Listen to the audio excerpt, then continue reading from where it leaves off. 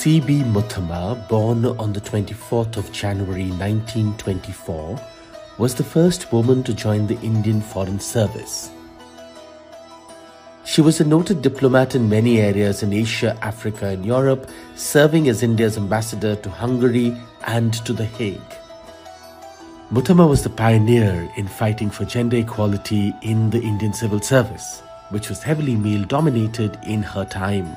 She went to court challenging discriminatory rules which prevented women from rising to the top of the foreign service, and also had clauses which demanded that women in the foreign service seek special permission before marriage. Her case was upheld in 1979 in a landmark judgment by a 3-member bench, with the court emphasizing the need to overhaul all service rules to remove the stains of sex discrimination. Since then, women have been able to reach the highest rank, that of Foreign Secretary in the Indian Foreign Service. And to celebrate Muthamma's life and inspiring achievements, the 3rd C.B. Muthamma Memorial Lecture is being given by Ambassador Lakshmi Puri. A pioneering diplomat herself, Ambassador Puri is a former Assistant Secretary General of the United Nations. It is now my privilege to invite Ambassador Lakshmi M Puri to deliver the 3rd C.B. Muthamma Memorial Lecture. Ms. Lakshmi Puri was the youngest entrant into the Indian Foreign Service. After representing India abroad in key bilateral and multilateral diplomatic assignments for 28 years, including as ambassador to Hungary and Bosnia-Herzegovina, she served at the United Nations for 15 years in various leadership capacities. She is a recipient of the prestigious Eleanor Roosevelt Prize for Human Rights, among others. She is a distinguished fellow of the Indian Association of International Studies and a visiting professor at the South Asian University, New Delhi. Ms. Lakshmi Puri is the author of a novel, Swallowing the Sun, which has won universal critical acclaim and become a national bestseller. We welcome you, ma'am.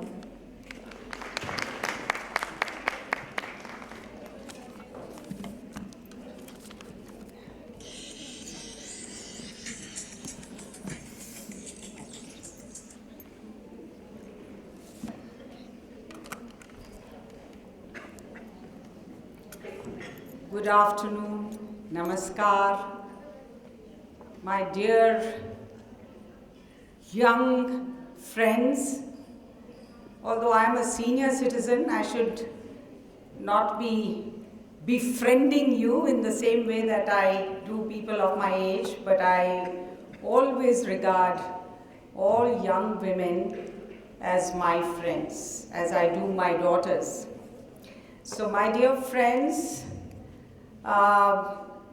Professor Sandra Joseph, the principal who couldn't be here but who has blessed this whole project, Dr. Daisy Sales, Professor Reena Marva, and the institution of Jesus and Mary College. Although I didn't have the privilege of attending this college, I know that it is one of the premier women's colleges, but also I think one of the best colleges in Delhi University. So I'm very privileged to be here and to be giving a lecture on, and I'm going to then talk about this great personality, C.B. Muthamma, my ancestor, to whom I must pay tribute. And of course, Professor Hindol Sen Gupta, there's no way I could say no to you once you called.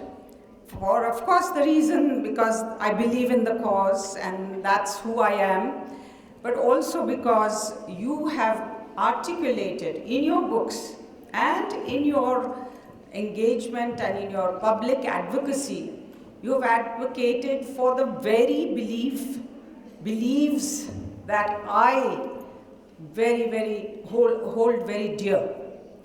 So thank you for putting together this, and I would like to say that this is a high point in my being able to carry forward my advocacy on gender equality and women's empowerment. I believe women's colleges are the very, it's the cradle.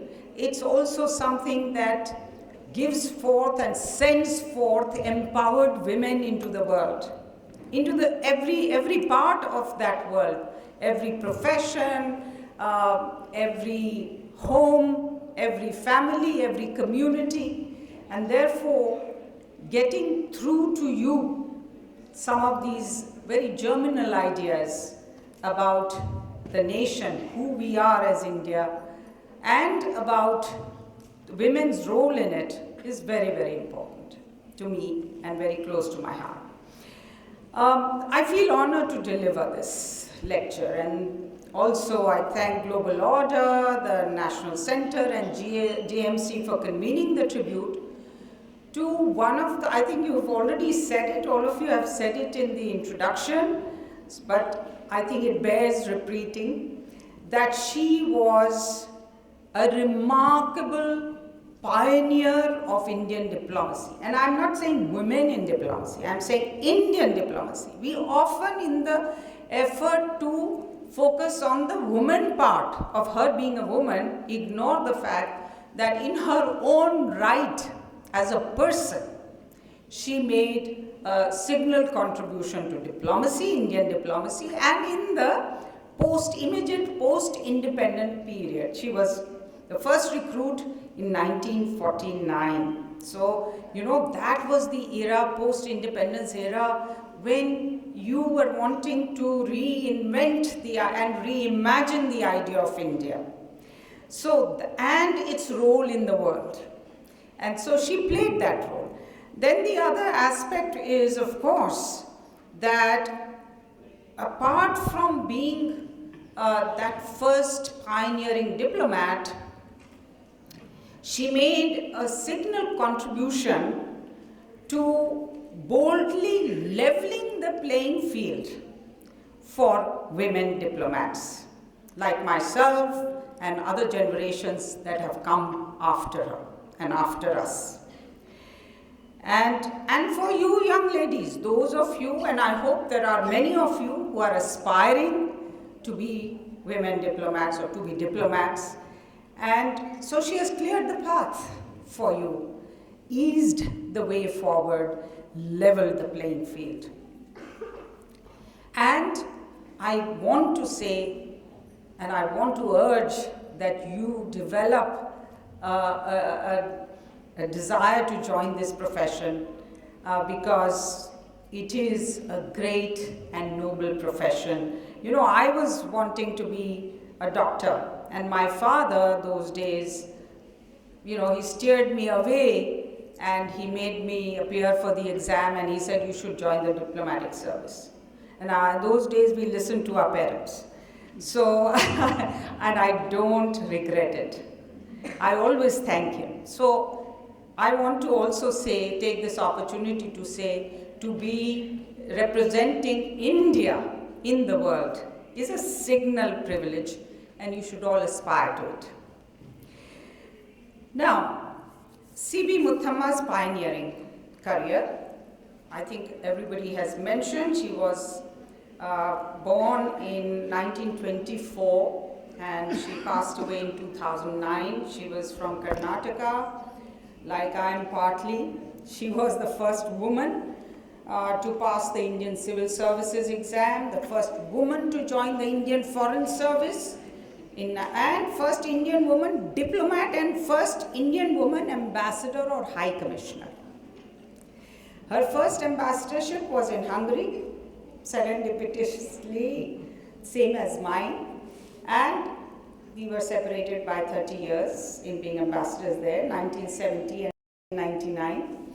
And then she was High Commissioner in Ghana and finally in Netherlands, and at headquarters she held important positions, shaping and executing foreign policy, and was known to be a brilliant, hard-working officer, fiery, not ready to suffer fools. That's sometimes not an easy attribute to have in an organization or an institution, a disciplinarian, perfectionist, and with a famous temper. And I've heard stories about how, she would pull up officers who did not reach up to her high expectations, but it was always in order to train them to give their best. Of course, I can think of many men, officers, with these characteristics, who even became foreign secretaries. She did not.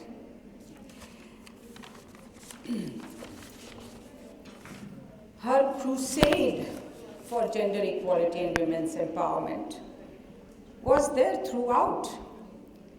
But it is said that you can recognize a pioneer by the arrows on her or his back.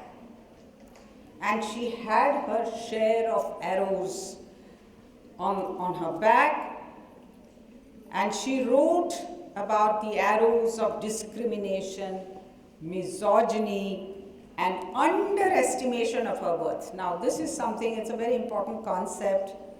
You may have felt it but not articulated it. Underestimation of worth as a woman officer, diplomat, she bore on her back. She refused to be, however, a stereotypical victim.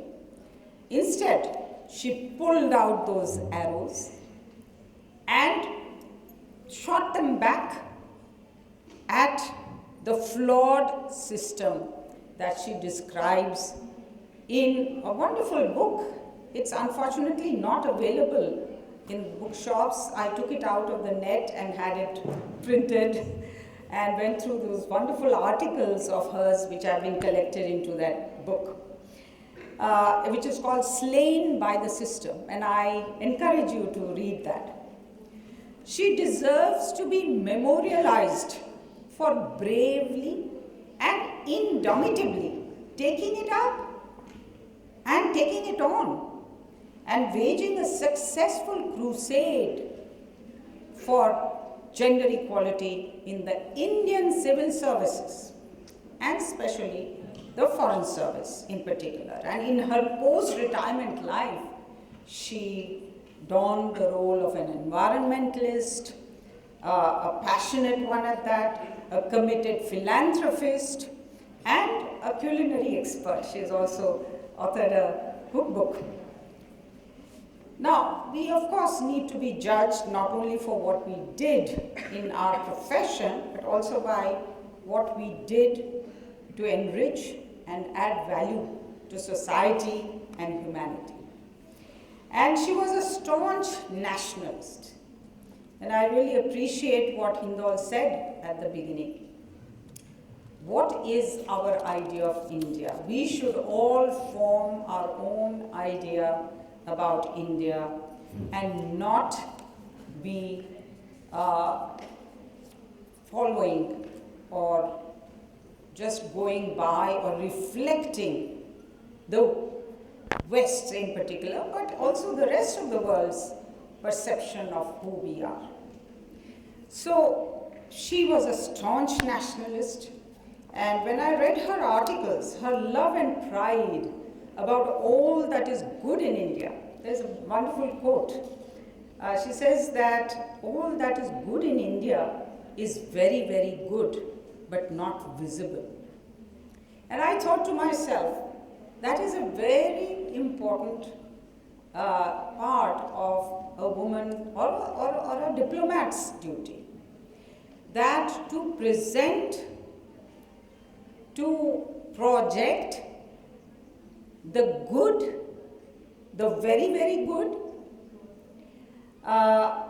the unique, the impossibly brilliant part of India that is and is becoming, whilst also promoting understanding about India that may not be so good, but which is work in progress. So that, I think, is the essence of how we, as diplomats, as nationalists, need to be, to have that as our philosophy of diplomacy. And to explain what? To explain that it is India's work in progress for a subcontinental size developing country that is maintaining its unity in bewildering, if enduring diversity, is keeping faith with electoral federal democracy despite several challenges, protecting its territorial integrity and stability in a hostile neighborhood, and trying to be a force for good, for peace and sustainable development in an uncertain and now new emerging world disorder. So that is what diplomacy is also going to be about, and it was there to some extent in C.B. Muthamma's time, but it is increasingly so now, because both the positive trends in terms of our own efforts, and remember, diplomacy is about projecting and practicing policies that are drawn from your own national achievements and efforts. And it can only be as successful as what you achieve nationally, as much as what you create this whole, this image. Somebody said long ago, there was a foreign secretary, A.P. Venkateshwaran, and he was called in by the then Prime Minister Rajiv Gandhi, and he was scolded saying, India's image in the world is being tarnished and it's not very good. What are you doing as foreign service? What are you doing as diplomats? So Mr. A.P. Venkateshwaran, who was characteristically, he was very blunt, to say the least, turned around and said, it's the basic fundamentals of physics. And he looked him in the eye and he said this: the basic fundamental of physics is the image will be only as good as the object. So our object, who we are as India, must also shine in its own light for it to be reflected, its glory to be reflected in the world. So that is something. Now, if you look at the Supreme Court judgment that, Muthamma is now remembered for, it's really an eye-opener. She filed against the MEA, a case against the MEA in the Supreme Court, claiming that she had not been promoted and that she should be promoted on merit because she had been denied promotion to grade 1. And also then in the process she actually had 2 cases. So she brought up general other issues as well as the issue of promotion. The bench headed by Justice V.R. Krishna Iyer, which described the IFS as misogynist and emphasized the need to overhaul, and this is what I want you to listen very carefully, the need to overhaul all service rules to remove the stains of sex discrimination. Those days gender discrimination used to be called sex discrimination, without waiting for ad hoc inspiration from writ petitions or gender charity. Beautiful. etched in history. Why should you wait for writ petitions? Why should you wait for gender charity? It is a right, and you must do the right thing. So, as examples of gender-based discrimination in the services, Iyer cited Rule 8 of the Indian Foreign Service, which stated that a woman member of the service shall obtain the permission of the government in writing before her marriage is solemnized. Any time after the marriage, a woman member of the service may be required to resign from service if the government is satisfied that her family and domestic commitments are likely to come in the way of due and efficient discharge of her duties as a member of the service. Can you imagine this? Can you imagine this happening in this day and age? So, this is something that was absolutely excoriated by the Supreme Court judgment, but it led to it ensured the removal of this offensive rule. Muthamma was promoted, but of course she didn't become the Foreign Secretary.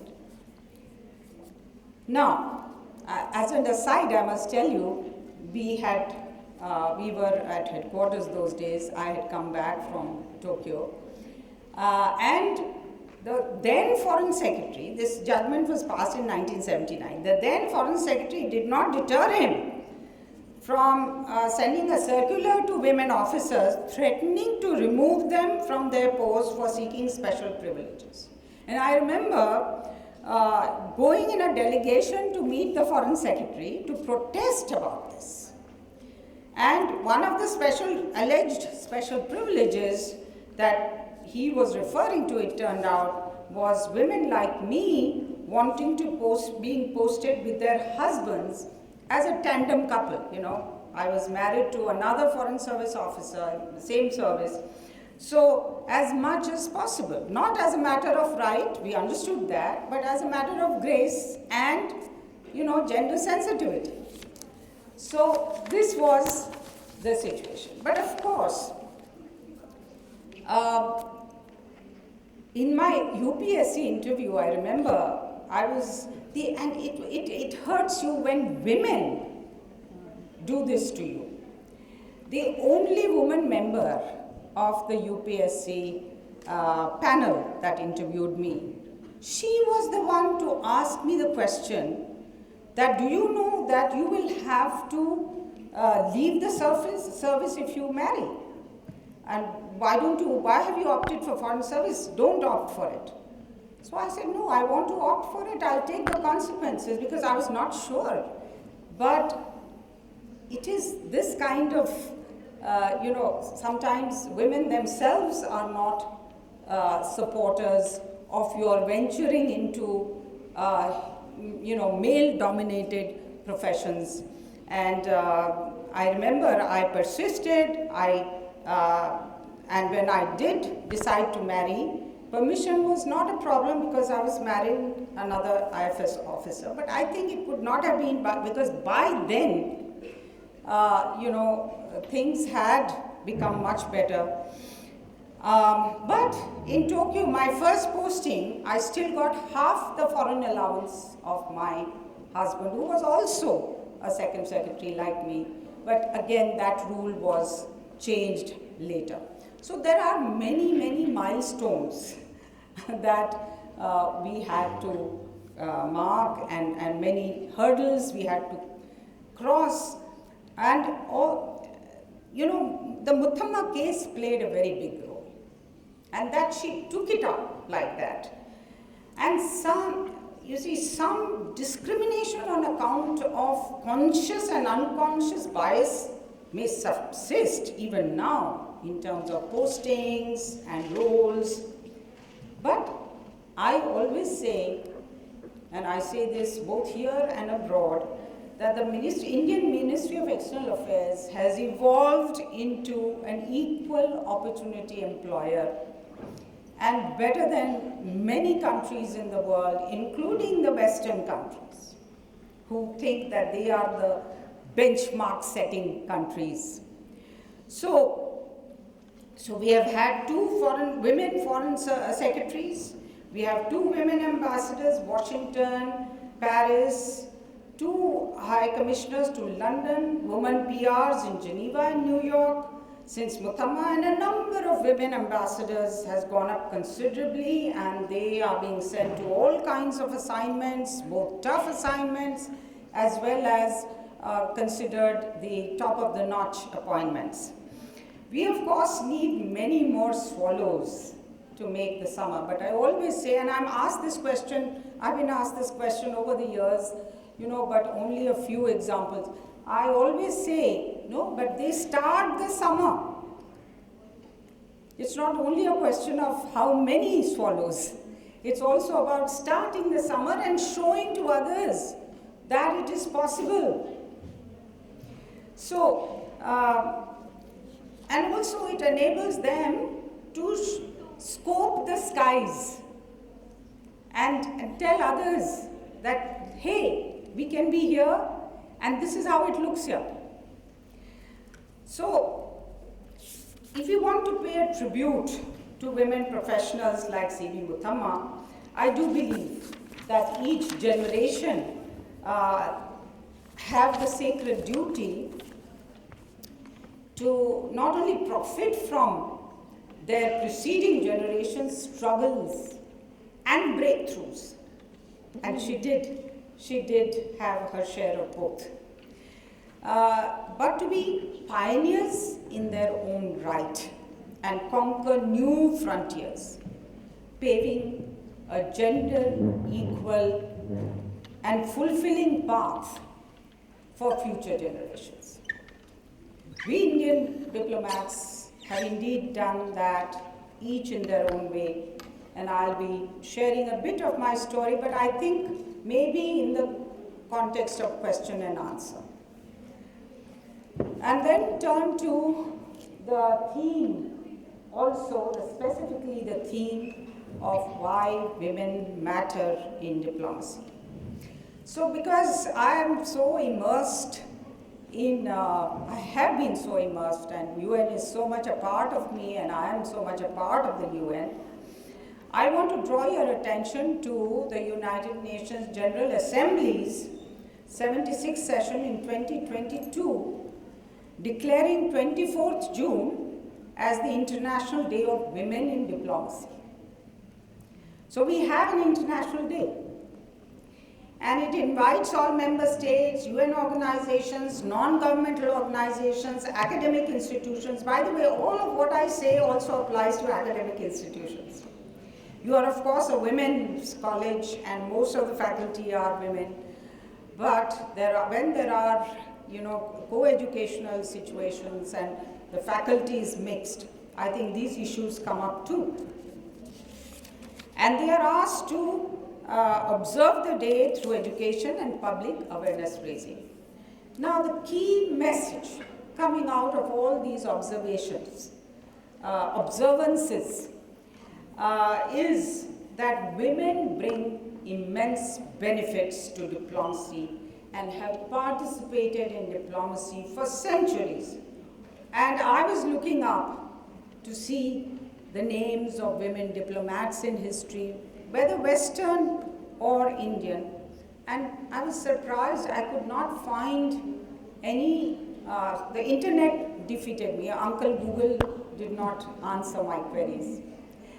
And then it occurred to me that women rulers who have been there, whether it is Maharani Lakshmi Bai or Ahilya Bai Holkar or other great queens and women rulers of India, they were diplomats themselves. They had to deal with other states, they had to deal with colonial powers that were coming in. So they were in themselves diplomats. So we have those examples. But apart from that, they also played roles as informal mediators. They were not recognized. What I'm trying to say is, they have played a role, but they are not recorded in history as having played a role in diplomacy. So, the key message from C.B. Muthamma's life, her thoughts, and her legacy is that we have to do everything possible to ensure women are at the foreign, strategic, security policy and negotiating table, that their voices are heard, their participation and leadership is enabled, and that their contributions are valued. These three things. Now, I have written an article on feminist foreign policy in the Sunday Guardian. NewsX is a media partner, and there is Sunday Guardian is part of that group. So I would encourage all of you to please read that article. You Google me and feminist foreign policy and you will get there. So, but let me just explain the concept of feminist foreign policy, which I helped pilot whilst in UN Women globally, along with some key member states, starting with Sweden. Now 13 countries, seeks to focus on the rights, resources, and representation of women in diplomacy. In my reckoning, this covers the pyramid of other 4 R's that I called R's. And this applies to companies, this applies to universities, academia, every place. That the 4 R's are recruitment. Are you recruiting women? Are you allowing them re-entry if there is a break for other reasons, family, balance, whatever it is called? Retention. Are you retaining them, enabling them to be retained? And role play. So these are the 4 R's that I consider to be part of this pyramid of empowerment and representation and rights. And then there is the P of promotion. How are women being promoted in the institutions and the diplomatic spaces? So, and in engendering, and by the way, this term engendering is something that we in UN Women came up with, and it means gender mainstreaming, a sector, a discipline, an institution. So, engendering foreign policy and its institutions, one must include in international relations more generally. And other disciplines, because now, international relations and foreign policy has gone beyond politics and beyond security to include economic, technology, environment, and communications. So, these communities will have to be also engendered, and these are the ones that also support the track 1, what is called the official track of diplomacy, but they also support through what is called 1.5 and the second track 2 of diplomacy. And especially I would say that from my days doing multilateral diplomacy and minilateral and plurilateral diplomacy, which I'll talk about a little later, I worked with so many of these communities in engaging with foreign interlocutors and partners. This larger field of disciplines and ecosystems are also important, as diplomacy today has assumed an all-encompassing avatar. So the good news is there is no institutional or policy-based discrimination anymore. Also that there has been a seismic shift in entry, role, representation, agency, participation and leadership of women in foreign policy and IR in India. And things are much better than in most countries, but there is still a gender gap which needs to be bridged. Now, I also would like to take note of the representatives of Kubernen Initiative and CAS, Konrad Adenauer Stiftung, who have been supporting studies on feminist foreign policy, and I have had the privilege of being engaged with that. They have found that whilst there was a greater awareness about feminist foreign policy principles and imperatives, the progress on the representation issue is not enough, and that we need to move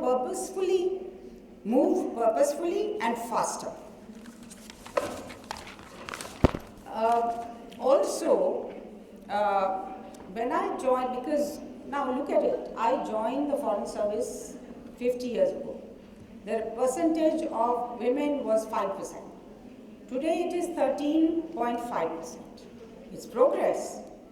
And at the undersecretary level, it is 29%, which means that we are taking in more and more women, and more women are opting for it. Because there's the supply side and the demand side. And then at the head of department and head of division and head of mission level, ambassador level, 13 to 15% are women, and there are some 20 heads of missions who are women. Now this is way above most foreign services of the world, and it is certainly progress, but it's well below the 33% critical mass, 50-50 gender parity that must be the goal. So achieving that will require what we in the gender equality world call temporary special measures. So you need to have either quotas, or you have to have reservation system and lateral entry provision for women, and also for more qualified women to opt for a career in the foreign service. And that's why I'm also here to urge you to do that.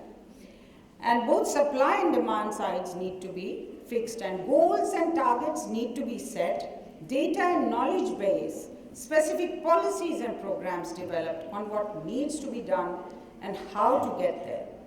And then we hope there is a proposed expansion of the Foreign Service cadre, and we hope that they will find a way of using that to, slice in ways of fast forwarding women's increased inclusion in the diplomatic service.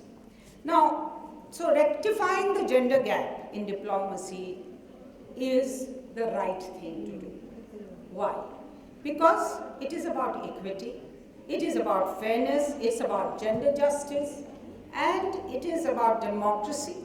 India is the world's largest and oldest democracy and the most vibrant democracy, keeping faith with it, despite all the challenges. So, but you cannot have half the population of the country not represented equitably in the apparatus that represents you in the world. So, and it's also a matter of human rights of women to be every place they want, and the world being their oyster as much as for men. So it's the right thing to do, but it's also the smart thing to do. And that's what I'm going to be talking about. That is there an exceptionalism about women in diplomacy? And I know many women don't want to say that. They want to say, no, it's just equal rights. But I also want to assert, because from my own experience, I feel that we women bring something very special. We add value. We are, we also have that X factor that we bring into diplomacy that perhaps men don't do in the same way. So I want to talk about that aspect now with some examples. And I also want to tell you that in gender equality, you always have to make a case somehow, because you have to change mindsets, as was mentioned by Indol and by Reena ji. That in order to change mindsets, not only do you have to tell stories, but you have to also make a case. So my case, to show how women do diplomacy differently and better. So let me look at some aspects of exceptionalism of women in diplomacy.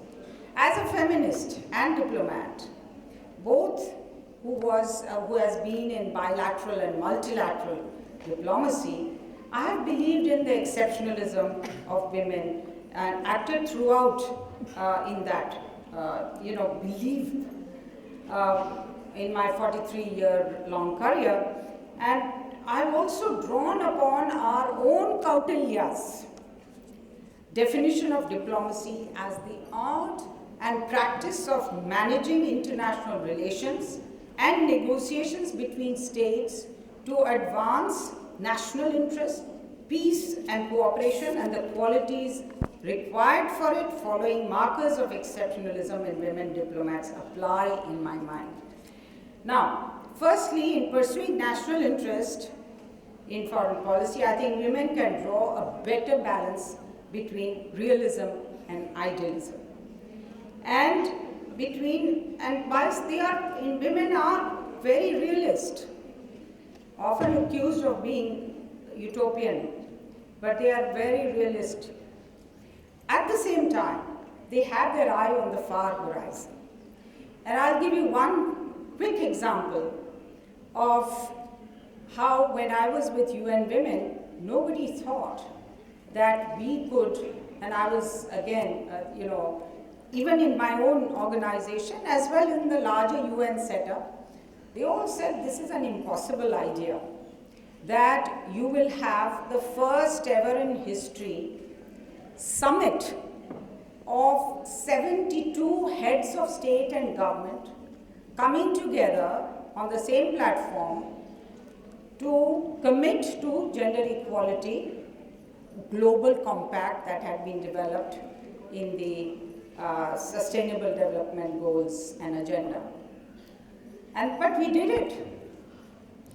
And I think it became a kind of exemplar for other UN organizations. How did UN Women do it?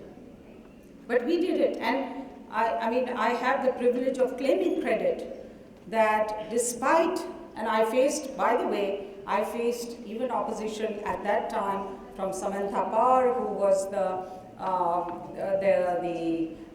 US ambassador to the UN. There were others who did not want to work the way we wanted to work, to bring together even countries who are not so-called, on top of human rights. So this is something that really stands out in women. The other aspect is women are indomitable fighters for a cause. They believe in, whether for a country or humanity, for justice and fairness, and don't easily give up and become cynical. Nothing is impossible for them, provided it is worth it. And there was a time when I was dealing with Human Rights Commission in Geneva, and I was given instructions that I should work in the subcommission on human rights to get a resolution passed about human rights situation in Sri Lanka at that time and the situation of Tamils in Sri Lanka at that time. And then suddenly I worked very hard, we put everybody together, and suddenly we got instructions, now you withdraw from it. And, but we had already taken this forward and I believed in it. I was enraged at what the Tamils were suffering, and I said, so I did guerrilla action. And I don't think any man in my place would have done it, but I was just, so determined that I've got this, I've got to push it through, and that's how we got the first ever resolution on human rights in Sri Lanka, which was a very powerful instrument in India's diplomatic arsenal when they tried to make peace in Sri Lanka later on.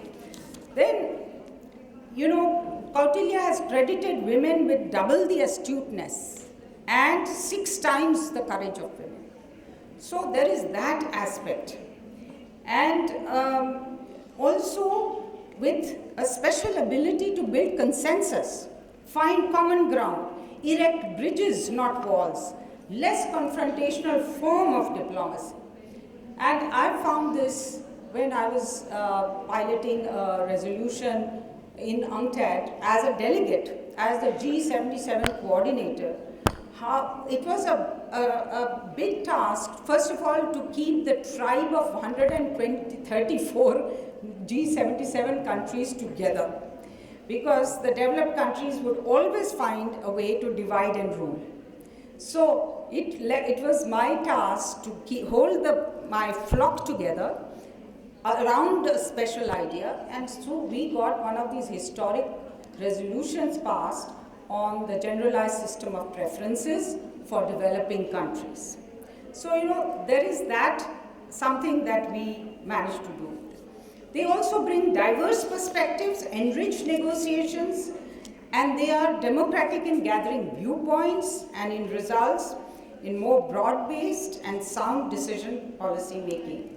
It was Indian Ocean Rim Association. When I was driving that initiative in the 90s, we had Australia, we had very diverse kind of group of countries. One side Australia, Oman, South Africa, it was a very, very diverse group.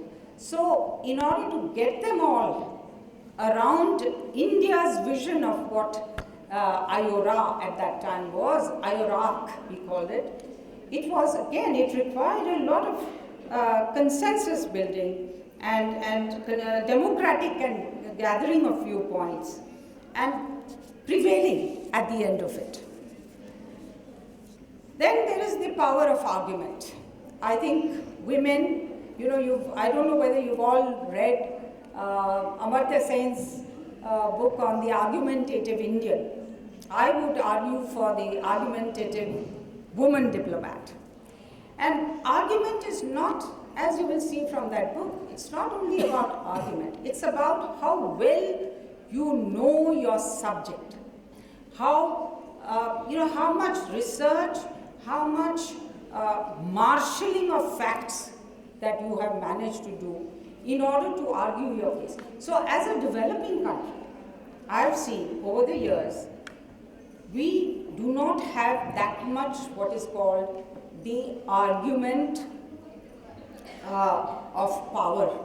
So we have to compensate it with the power of argument.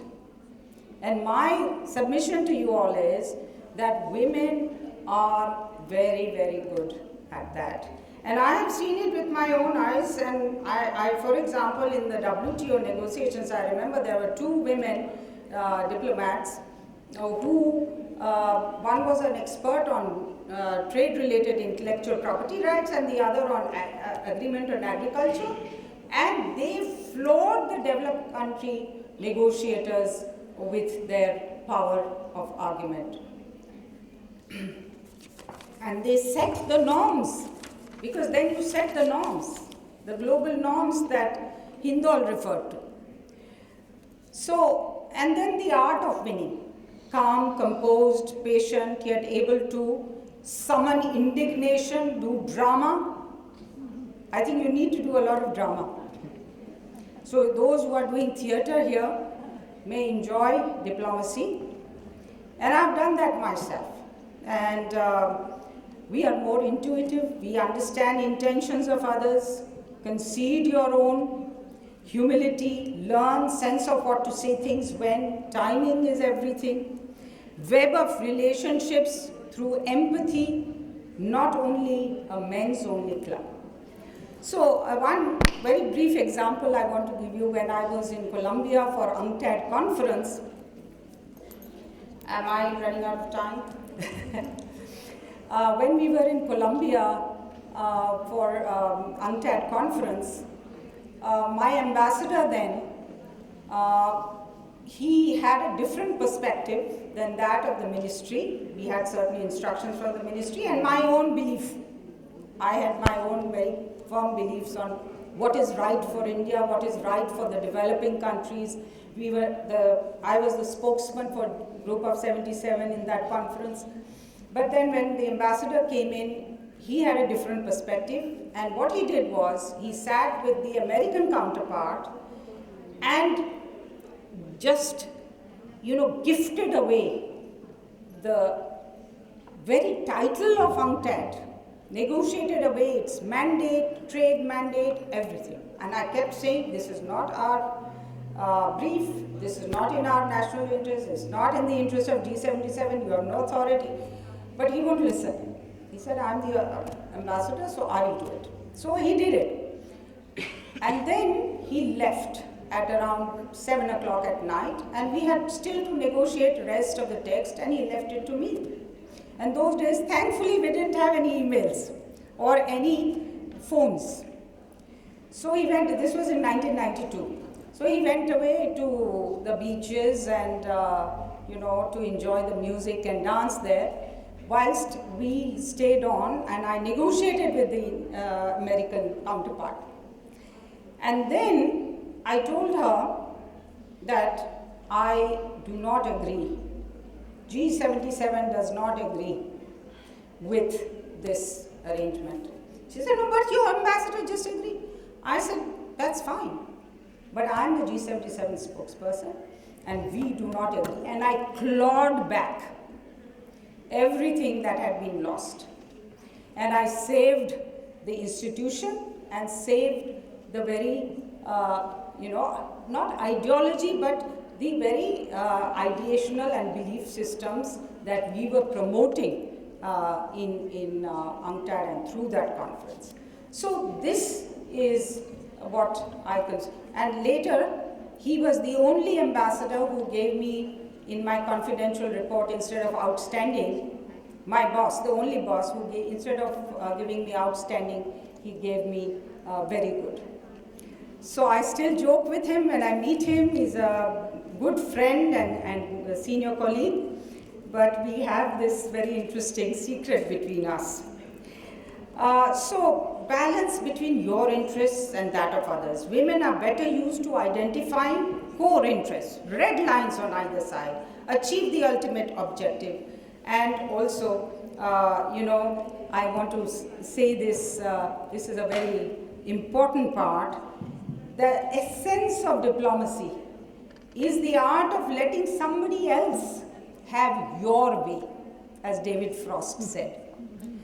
So, my negotiations when I was with UN Women, I just want to give you one example. There was when are you all aware of the Agenda 2030 for Sustainable Development? Are you all aware? Yes?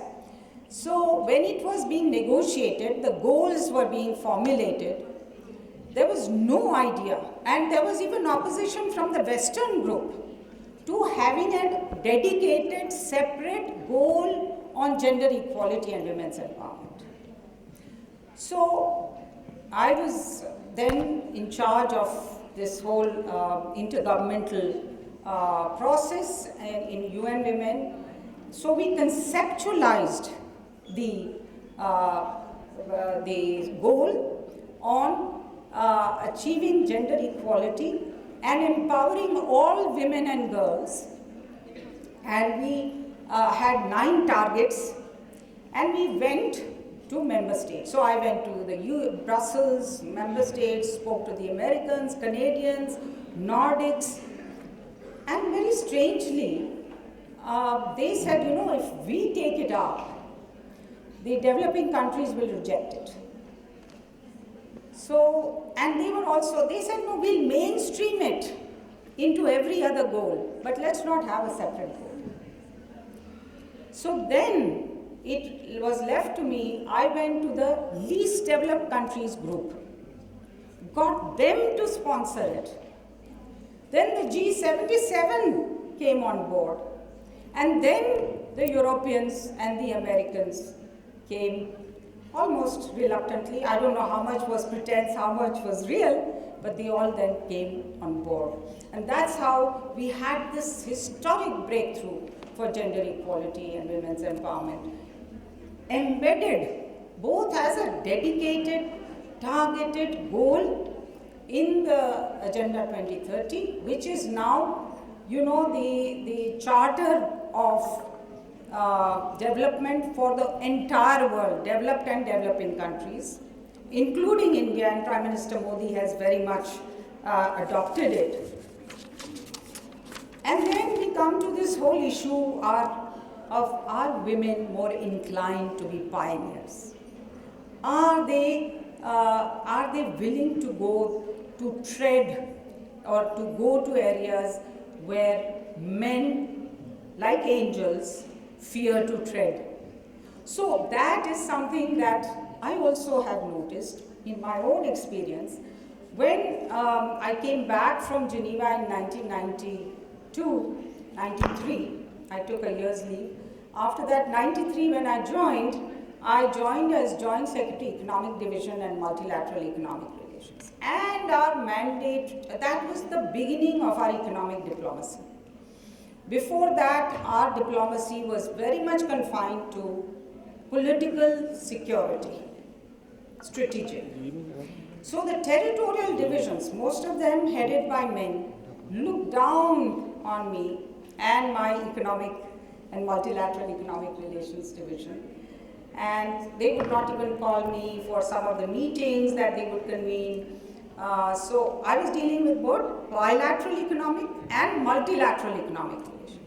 But I was telling Hindol how that was a historic period, because we sowed the seeds of what is now very much part of New India's diplomatic arsenal, which is its economic heft, its scientific and technological heft. How do you build it and how do you project it? How do you partner with other countries to be a force multiplier? All of that, I think we did. That the origin of BIMSTEC, Look East policy now has become Act East policy. I know Reena has done a lot of work on ASEAN. The ASEAN partnership we initiated at that time, strategic dialogue partnership and full partnership. And the Indian Ocean and the Sagar initiative of Prime Minister, which is so important. And also the origin of the Indo-Pacific concept. We tried to join APEC, and they said, no, but you are not on this geographical footprint of the Pacific, Asia Pacific. But we said, we are. You know, our Andamans and Nicobar Islands, they are in the Pacific. So we tried, but we laid the foundations for what came up. So always, you know, one had to face difficulties. But because of that experience, I was able to join UNCTAD, and also in UNCTAD it was something different. And then joining a multilateral organization.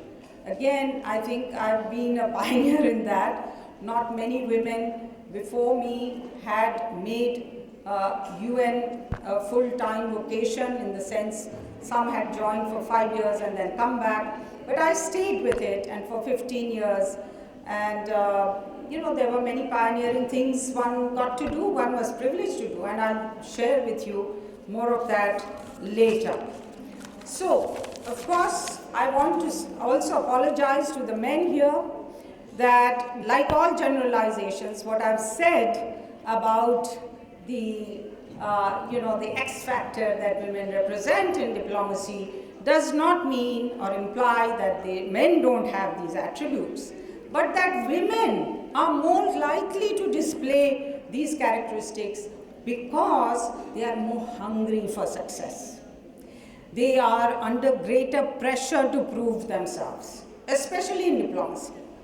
That is groundbreaking. So, you know, whatever, for example, my own examples I've given you, how I was hungry to get something done which had not been done before.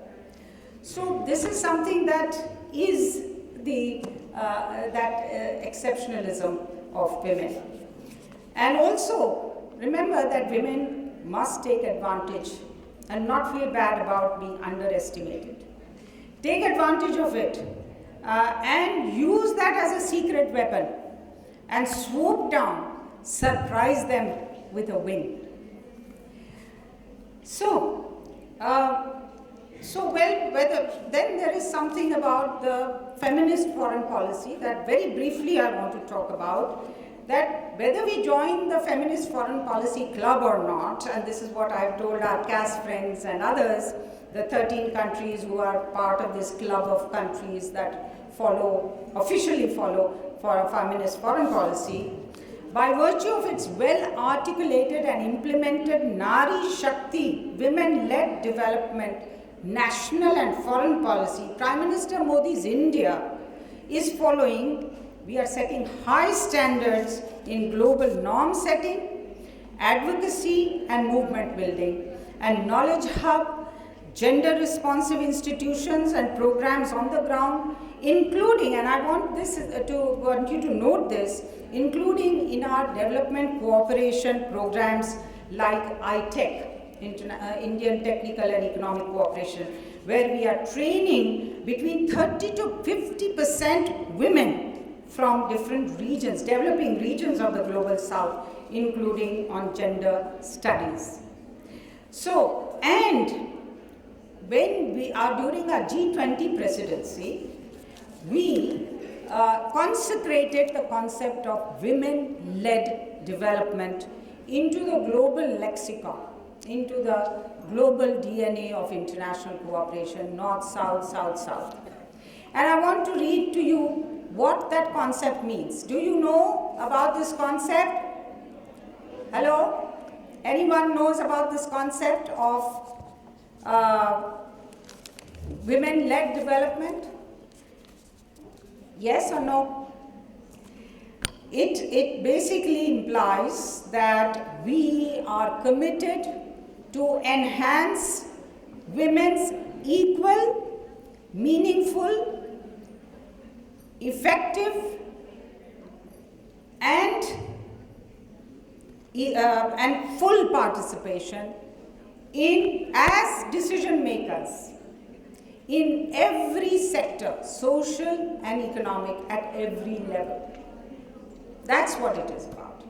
And so it applies, and that has now also, what was done at G20. Please read my article on G20 and how women-led development became a priority theme in an international. This G20 is a group of, I'm sure your college participated in G20 related activities, so you know the importance of the most powerful 20 countries who got together. There we have embedded this concept. So I very much expect that it is also going to be reflected in Prime Minister Modi's global, that women-led diplomacy is very much reflected in the global campaign and mission that he has undertaken on women-led development. Now, I'll just briefly talk about my book, but perhaps in the question and answer. This is a labor of love inspired by my mother, but one of the key ideas that civilizationally we must be proud of as women and as men is that in no other culture on a continuous basis has there been the kind of deification of women as the Mahadevis, the Maha-Tri Devis, Lakshmi, Saraswati, and Parvati and Shakti. So why can we not? And this book is an illustration of that, and I would encourage you to read it. It's a testament to 100 years ago, women realizing their potential and going out of the way, trying to, even if they considered themselves ants, they flew into the sky and trying to swallow the sun. So we can very much draw upon that tradition in diplomacy as well. And now the final part that I want to refer to is that one of the things that women diplomats like her and me who have had the honor of representing India in the world for decades, have agonized about is, when will India attain greatness, occupy its rightful place in the global order? And as Muthamma ji said very eloquently, become, and I quote, a measure of all things in the world. You know, Hindol referred to Western countries, you know, trying to be the measure of all things in the world. But when will India become that? So that has agonized me throughout. Because as a civilizational state, which I believe in, India is, it has the oldest and richest continuous civilization. So, PM Modi is the first Prime Minister to set the goal of a great India, Mahan Bharat, Shresht Bharat, Ek Bharat, and of India becoming a leading power. And to live up to the estimation of objective observers, including from the West, that this is going to be India's decade, but more importantly, the 21st century is going to be India's century. So, building on the remarkable progress of the last 10 years, soon to be the fourth largest economy in 2025, third largest economy in 2027, many of you are economics students, fourth largest fighting force, I just saw the report today, largest reservoir of youth and women talent in human history. The youth, we are now 60, you account for nearly 65% of 1.4 billion. And it represents talent. That is the new oil. That is the new gold. And technologically effulgent and on the march, civilizationally reawakened, self-realized, and culturally decolonizing. Muthamma talked about cultural decolonization as much as economic decolonization and political decolonization. So that India is something that is already emerging, and that is a preparation to our 2047 goal. So those who will be part of Indian diplomacy in the Swarnakal leading up to 2047, when we hope to become a $40 trillion Vikasit Bharat destination, will confront fascinating challenges. Since India's rise, even though benign, unlike some others, will face resistance of all kinds, from within and without, unfortunately also from within.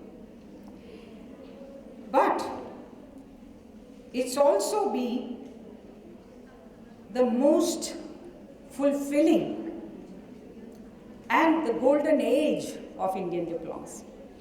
And you all will be part of that, I hope. And women diplomats will no doubt play a pivotal role, and I wish them best of luck, as I wish you best of luck in becoming women diplomats of tomorrow and proving the proposition why women diplomats matter. Thank you.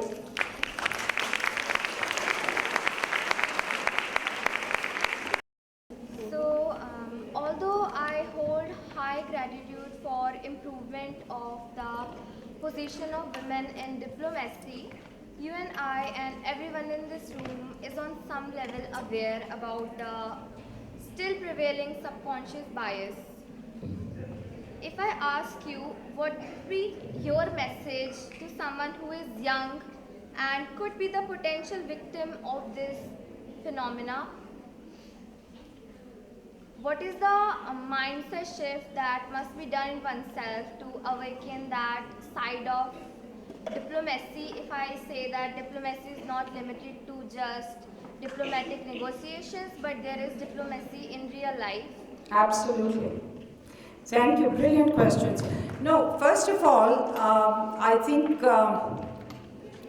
there will always be unconscious biases everywhere. For women, but also, there is this intersectionality, the concept of intersectionality.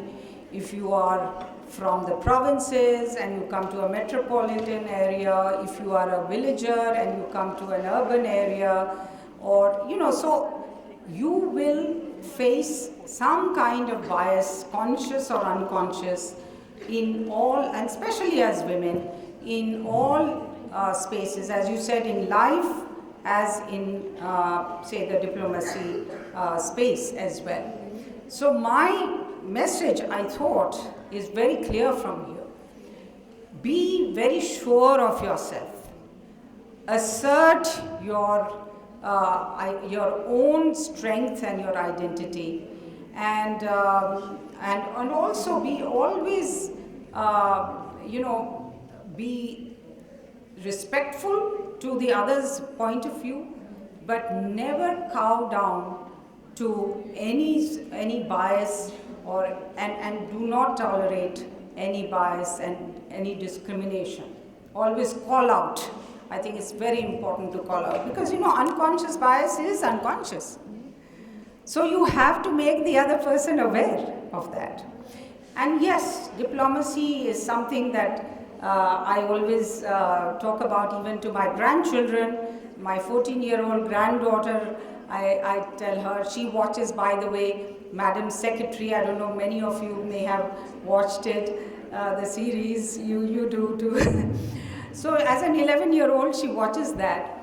And these are life skills, diplomacy, tact, how to talk to, because these days, because we are not socializing as much in person as we are doing tick, tick, tick, tick on our phones, we are losing the skill of tactful and diplomatic exchange and behavior and relationship building. I think it's a very important attribute to have diplomacy and tact in everyday life as well. And just to say very quickly, quote from one of the poems, which is my anthem for young people, and especially for young women. And that anthem is, I'll say it in Marathi and then very quickly in English. So, me ईश्वरांच्या जगत्कारणाच्या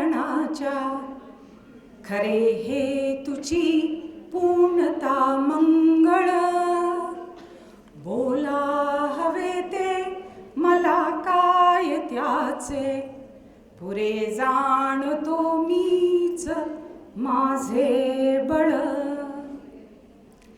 So, am I not complete and auspicious? The purpose of God's creation felicitous. It matters not to me what is your opinion. I well know my own strength, my own dominion. Thank you.